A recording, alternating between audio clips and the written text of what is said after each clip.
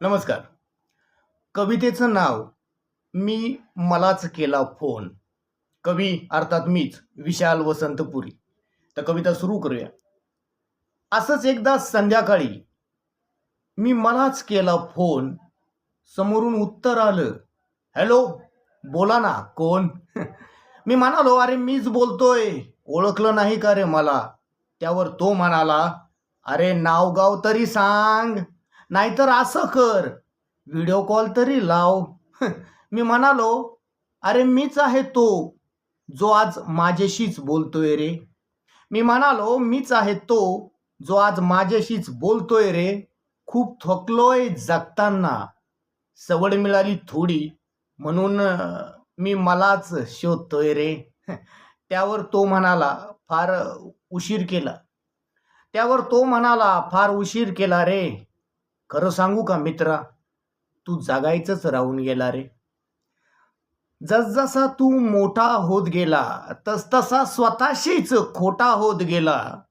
अडकला रे बंधनांच्या जगात, जगण्यासाठी पळपळ आणि नोटा कमवत गेला. सांग बरं मित्रा, शेवटचं कधी मनमोकळा हसलास? सांग बरं मित्रा, शेवटचं कधी मनमोकळा हसलास? आठवतं का रे, पाऊस पडल्यावर केव्हा ओला चिंबू भिजलास?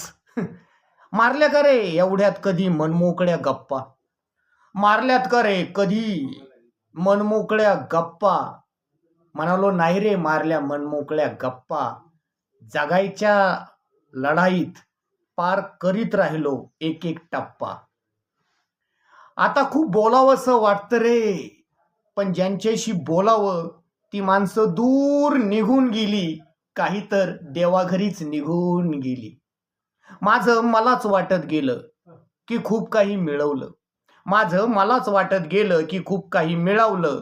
40 पार केल्यावर कळालं, मी तर मलाच गमावलं.